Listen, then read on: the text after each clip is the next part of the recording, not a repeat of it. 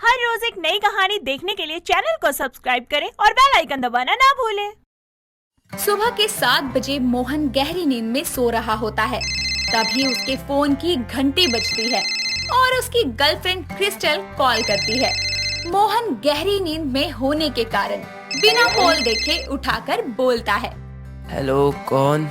तेरी माँ। क्या यार मम्मी, सुबह सुबह चैन नहीं है। पापा पर आपका जोर नहीं चलता तो मेरी नींद खराब करने आ जाती हो। जाओ अभी अब सोने दो। अगर 2 मिनट के अंदर तो नहीं उठाना तो तेरे माँ बाप की तो पहली और आखिरी गलती साबित होगा। ये है कौन सुबह सुबह? मोहन फोन में नाम देखता है तो अचानक से उठते हुए बोलता है, बेबी, सॉरी, मुझे लगा मम्मी का कॉल है। कमीने कहीं के 7 बजे मुझे पार्क में बुलाकर खुद घोड़े बेच के सो रहा है। अरे तुझसे अच्छा तो मेरा एक्स था, कम से कम मुझे वेट तो नहीं करवाता था। सॉरी बेबी, वो अलार्म नहीं बजा। और यार तुम ये अपने एक्स की बात मत किया करो, फुकती है मेरी। अभी तो नहीं फूकी, लेकिन अब ज्यादा फूकेगी। अरे अगर 10 मिनट के अंदर तुम मुझे पार्क में नहीं मिले ना तो बेटा हैंड टू हैंड है ना ब्रेकअप कर लूंगी और हाँ अपने एक्स के पास चली जाऊंगी। बस बेबी 5 मिनट में आ गया। मोहन एक अखंड सिंगल लड़का था जिसकी काफी मुद्दतों के बाद एक सुंदर और सुशील गर्लफ्रेंड, सुशील ज्यादा हो गया, बस सुंदर गर्लफ्रेंड बनी थी जो उसको अपने बॉयफ्रेंड के नाम पर कुत्ता बनाकर रखती थी। लेकिन अपना मोहन तो एक नंबर का फट्टू इंसान था। गर्लफ्रेंड को खो ना देने के चक्कर में वो उसकी वाहियात बातों को भी बड़े प्यार से माना करता, जैसे कि 5 मिनट में पार्क पहुंचने वाली। करीब 5 मिनट बाद मोहन कुत्ते की तरह हाँफता हुआ क्रिस्टल के पास जाकर बोलता है, आ गया बेबी, सॉरी तुमको वेट करना पड़ा। बेटा आज तो ऐसा कर दिया, लेकिन अगर दोबारा ऐसा किया ना तो मेरी तरफ से ब्रेकअप कंफर्म। नहीं बेबी, ऐसा दोबारा कभी नहीं होगा। हाँ हुआ तो ठीक है, फिर मेरा एक्स तो तैयार है। अरे उसके पास चली जाऊंगी, वो तो बस तुमसे प्यार करती हूँ इसलिए तुम्हारे साथ हूँ। हाँ, ये साले एक्स बने ही हमारे हिस्से के सुख भोगने के लिए है। क्या कहा तुमने? कुछ नहीं बेबी, मैं तो बस ये कह रहा था कि तुम अपने एक्स से अब भी बात करती हो क्या? तुम मुझ पर शक कर रहे हो? How mean! अरे तुम ऐसा सोच भी कैसे सकते हो कि मैं तुम्हें चीट कर रही हूँ? अरे तुम्हारे जैसी गंदी शक्ल वाले को कोई अपना कुत्ता ना बनाए, मैंने तो फिर भी अपना बॉयफ्रेंड बनाया है। हाँ बेबी, आई नो, तुम मुझसे बहुत प्यार करती हो, तुम पर शक करने का तो कोई मतलब ही नहीं है। वो तो बस मैंने इसलिए पूछा क्योंकि तुम आजकल थोड़ा ज्यादा ही अपने एक्स की बात करने लगी हो। हाँ वो तो इसलिए क्योंकि 2 दिन पहले उसका कॉल आया था मेरे पास, बहुत गिड़गिड़ा रहा था, बेबी मेरी जिंदगी में वापस आ जाओ। लेकिन मैंने उसे मना कर दिया क्योंकि मैं तुमसे प्यार करती हूँ। उस साले की तो। क्या कहा? वो बेबी तुम बहुत अच्छी हो, इसलिए मुझे तुमसे इतना प्यार है। चलो अब जॉगिंग करते हैं। मोहन और क्रिस्टल साथ में जॉगिंग करते हैं, फिर दोनों अपने अपने घर चले जाते हैं। थोड़ी देर बाद जब मोहन फ्रेश होकर बाथरूम से बाहर आता है तभी क्रिस्टल का कॉल आता है और वो जैसे ही कॉल उठाता है क्रिस्टल उससे बोलती है, बेबी ये सुमित घर आ गया है और उसने अपने हाथ की नस काट ली।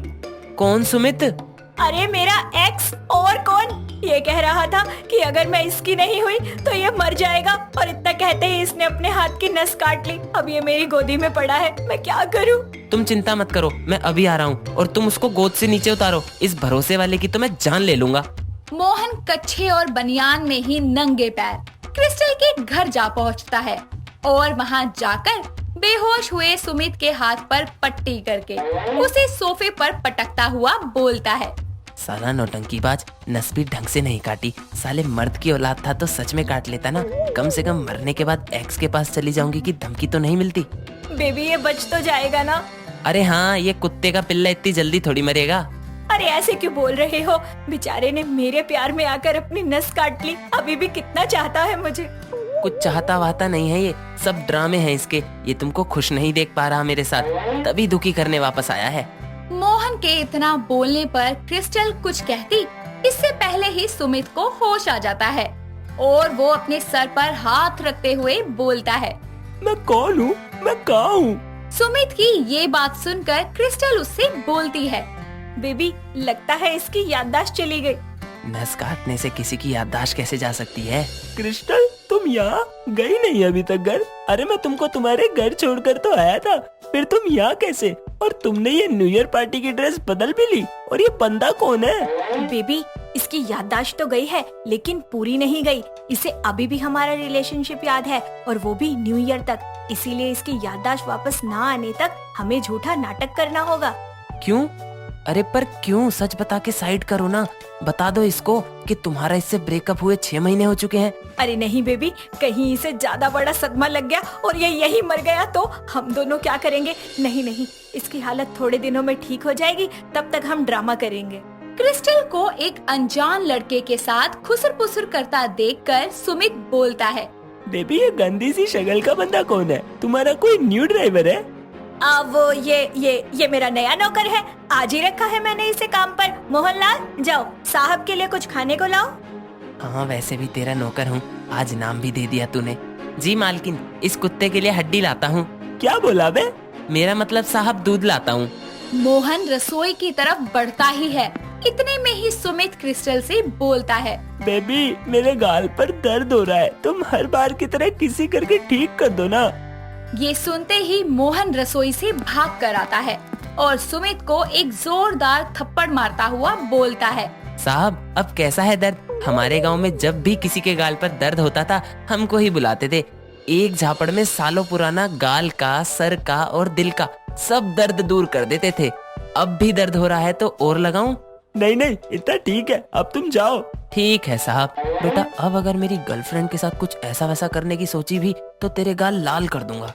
सुमित याददाश्त जाने के बाद क्रिस्टल के करीब जाने की कोशिश करता। कभी उसके साथ मूवी देखना, कभी उसके साथ घूमने जाना। वो कोई ना कोई बहाना करके क्रिस्टल के पास रहने लगता है, लेकिन मोहन भी उसे पूरी तरह अपने इरादे में कामयाब नहीं होने देता था। एक दिन सुमित घर में अकेला था और क्रिस्टल किसी काम से बाहर गई थी। मोहन सो रहा था। तभी सुमित क्रिस्टल के कमरे में जाकर उसकी एक ड्रेस को गले लगाकर बोलता है, मेरी जान, मेरी क्रिस्टल, तुमसे ब्रेकअप करके मुझे तुम्हारी कमी का एहसास हुआ था। अब कुछ भी हो जाए मैं तुमको उस छुछुंदर मोहन से छीन कर रहूंगा। अब तक मैं एक्स था, पर अब उसको ना बना दिया तो मेरा नाम भी सुमित नहीं। इस झूठी याददाश्त का बहाना करके तुम मेरे पास तो आ ही गई हो, जल्द ही साथ भी होगी। मोहन सुमित की ये बात सुन लेता है, जिसके बाद उसके सामने सारी सच्चाई आ जाती है कि सुमित अब तक नाटक कर रहा था और वो इसकी वीडियो बनाकर सबूत के तौर पर रख लेता है। थोड़ी देर बाद जब क्रिस्टल घर आती है तो मोहन के वीडियो दिखाने से पहले ही क्रिस्टल उससे बोलती है, मोहन, मुझे लगता है कि हमें सुमित को सब कुछ सच सच बता देना चाहिए, क्योंकि मैं तुम्हारे और उसके साथ धोखा नहीं करना चाहती। मैं जान चुकी हूँ कि तुम मुझसे बहुत प्यार करते हो और एक पुराने रिश्ते की वजह से मैं तुम्हें खो नहीं सकती। ये सब तुम कह रही हो, जो अब तक हमेशा अपने एक्स के पास लौटने की धमकी देती थी? वो बस इसलिए क्योंकि मैं नहीं चाहती थी कि तुम मेरे एक्स की तरह मेरी बेकदरी करो। मुझे बस तुम्हारा प्यार चाहिए था और कुछ नहीं।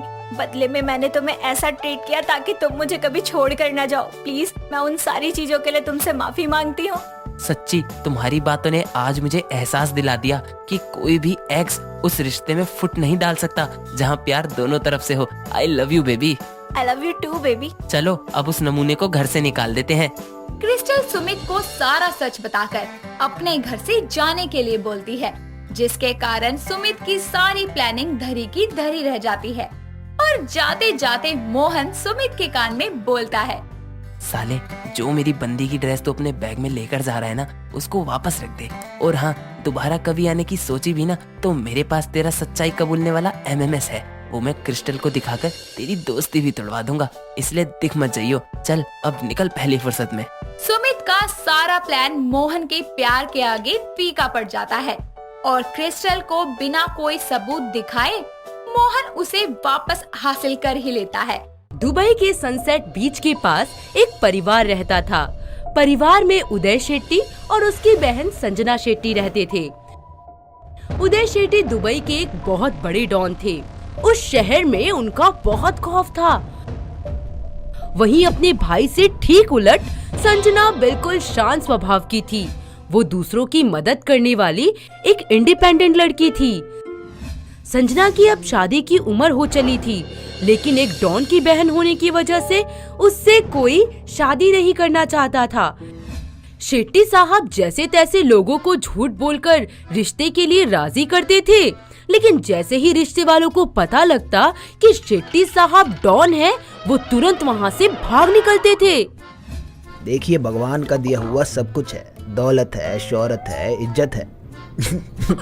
इतना रुतबा है इस शहर में कि किसी भी घर में रिश्ता बनाना चाहूँ तो कोई ना नहीं कह सकता। बस एक अच्छा नेक खानदान चाहिए, एक शरीफ नेक लड़का चाहिए। लेकिन पंडित जी आपके बिजनेस के बारे में कुछ ज्यादा खुलकर नहीं बता सके। अपने बिजनेस के बारे में नहीं बताया? मैं क्या बताता हूँ? संजना एयरबेस। हाँ, संजना एयरलाइंस। संजना टेक्सटाइल्स। हाँ, संजना टेक्सटाइल्स। मतलब काफी फैला हुआ बिजनेस है। हाँ, बहुत। तभी वहाँ दूर से चिल्लाता हुआ शेट्टी साहब का मैनेजर आ जाता है और बोलता है, हे सर, अरे सर, आपके लिए बहुत बड़ी खुशखबरी लाया हूँ सर। आपके तो एक फोन ने कमाल कर दिया सर। वो जो धवन ज्वेलर्स का मर्डर केस आप पे चल रहा था ना सर, वो खत्म हो गया सर। गवाह भी जान गया है, अगर उसने आपके खिलाफ गवाही दी तो आप उसके पूरे खानदान का उड़ा डालेंगे। और तो और पंचशील बिल्डर ने भी पुलिस कंप्लेंट वापस ले ली है सर, सेटलमेंट करना चाहता है सर। 2 करोड़ तो दे दिए हैं, बाकी के 3 करोड़ कल कोर्ट में देने वाला है सर। मैनेजर के इतना कहते ही हमेशा की तरह लड़की वाले वहाँ से भाग खड़े होते हैं। अरे जल्दी चलाओ, अरे मरवाओगे क्या यार? अरे भगाओ ना यार, थोड़ा सा तो तेज चलाओ। ये लोग कौन थे सर? रिश्ता लेकर आए थे संजना दीदी का। अरे कहाँ से आए थे? घेर घार कर दुबई से बुलवाया था। 100 झूठ बुलवाए थे तुमसे। भला इस शहर में ऐसा कौन सा अच्छा खानदान बचा है जिसने हाथ पैर जोड़कर हमसे इनकार न किया हो? सॉरी सर, मैं तो एक्साइटमेंट के मारे। अरे एक्साइटमेंट मतलब क्या? कहाँ बैठा हूँ, किससे बात कर रहा हूँ, क्या बात कर रहा हूँ, समझ में नहीं आ। कंट्रोल उदय, कंट्रोल। ए बल्लू, बता इसे बता। मुझे गुस्सा आता है तो क्या होता है, बता इसको। मेरी एक टांग नकली है, मैं हॉकी का बहुत बड़ा खिलाड़ी था। एक दिन उदय भाई को मेरी किसी बात पर गुस्सा आ गया तो मेरी ही हॉकी से मेरी टांग के 3 टुकड़े कर दिए। लेकिन दिल के बहुत अच्छे हैं, फौरन हॉस्पिटल लेके गए, ऑपरेशन करवाया, नई टांग लगवा दी, स्टिक दी, थोड़ा खर्चा दिया और बस हो गया। बता इसको, क्या करूँ तेरा? मैंने तो सोचा मैं आपको दो गुड न्यूज एक साथ दूंगा, तब मेरी थपथपाएंगे सर, पीठ थपथपाएंगे। ए जाओ, पीठ थपथपाओ इसकी, जाओ। सॉरी सर, नहीं sir, please sir, sorry sir. वहीं दूसरी ओर घुंघरू सेठ के भांजे राजीव को अपने कॉलेज में पढ़ने वाली एक लड़की से प्यार हो जाता है। एक दिन राजीव अपने घर आता है और कहता है, मामा मैं अपने कॉलेज की एक लड़की से प्यार करता हूँ और हम शादी करना चाहते हैं। अपने भांजे की खुशी के लिए घुंघरू सेठ तुरंत राजी हो जाता है और कहता है, ठीक है, लेकिन मैं पहले लड़की के घर वालों से मिलना चाहता हूँ। अगले दिन राजीव और उसके मामा जी लड़की वालों के घर जाते हैं। वाह भांजे वाह, अरे ये तो घर नहीं महल है, महल। अरे भांजे, करते क्या है ये लोग?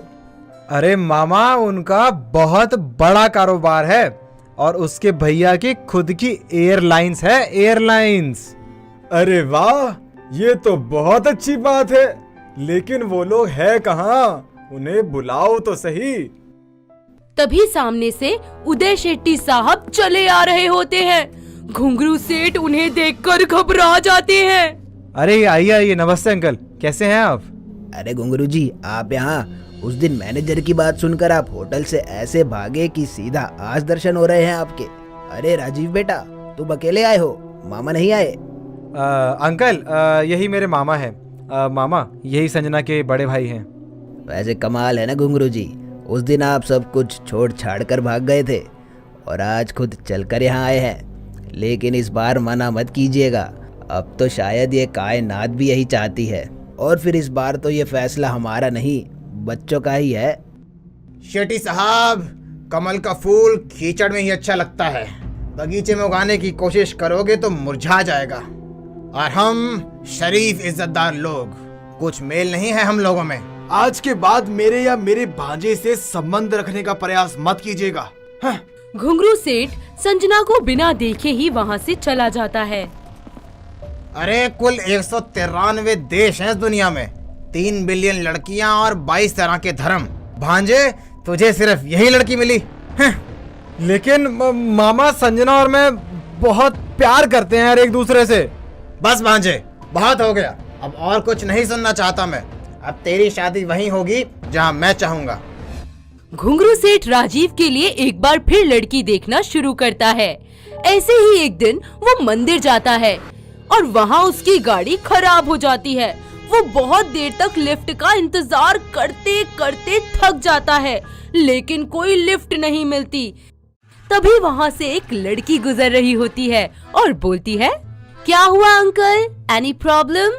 हाँ बेटा, दरअसल वो मेरी गाड़ी खराब हो गई है, आसपास कोई मैकेनिक भी नहीं है।